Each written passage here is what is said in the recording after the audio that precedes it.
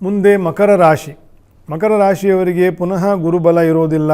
1.5 ತಿಂಗಳು ಒಳ್ಳೆಯ ಉಚ್ಚದಲ್ಲಿ ಗುರು ಇದ್ದಿದ್ದು, ಏನಾದರೂ ಒಂದು ಒಳ್ಳೆಯ ಸಾಧನೆ ಆಗಿರಬೇಕು, ಅದನ್ನು ಮುಂದುವರಿಸಿಕೊಂಡು ಹೋಗಿ ಅದರ ಫಲವನ್ನು ಈಗ ಅನುಭವಿಸಿ ಅದರ ಪೂರ್ಣ ಫಲವನ್ನು ಮುಂದಿನ ವರ್ಷ ಬರ್ತದೆ.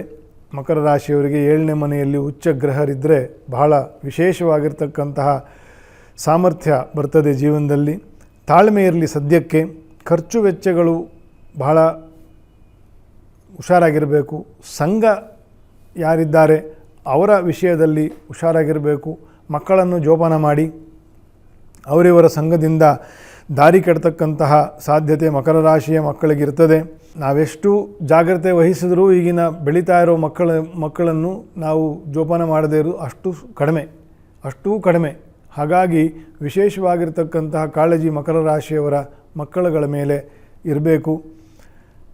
ಗುರುಬಲವೂ ಇಲ್ಲ, ಸ್ವಲ್ಪ ಜಾಗ್ರತೆ, ಸ್ವಲ್ಪ ಕಾಳಜಿ ವಹಿಸಬೇಕು. ಖರ್ಚು ವೆಚ್ಚಗಳ ಮೇಲೂ ಕೂಡ ಗಮನ ಇರಬೇಕಾಗ್ತದೆ. ಸುಬ್ರಹ್ಮಣ್ಯ ದೇವರಿಗೆ ತುಲಾಭಾರ ಸೇವೆ, ಬೆಲ್ಲ ಸೇವೆ, ತುಪ್ಪ ದೀಪ ಸೇವೆ, ನಮಸ್ಕಾರಾದಿ ಸೇವೆಗಳನ್ನು ವಿಶೇಷವಾಗಿ ಮಾಡಿಕೊಂಡು ಹೋಗ್ತಕ್ಕಂಥದ್ದು ಮಕರ ರಾಶಿಯವರು ಹೌದು. ಕುಂಭರಾಶಿಯವರು ಕೂಡ ಸುಬ್ರಹ್ಮಣ್ಯ ದೇವರ ಸೇವೆಯನ್ನು ಮಾಡ್ತಕ್ಕದ್ದು.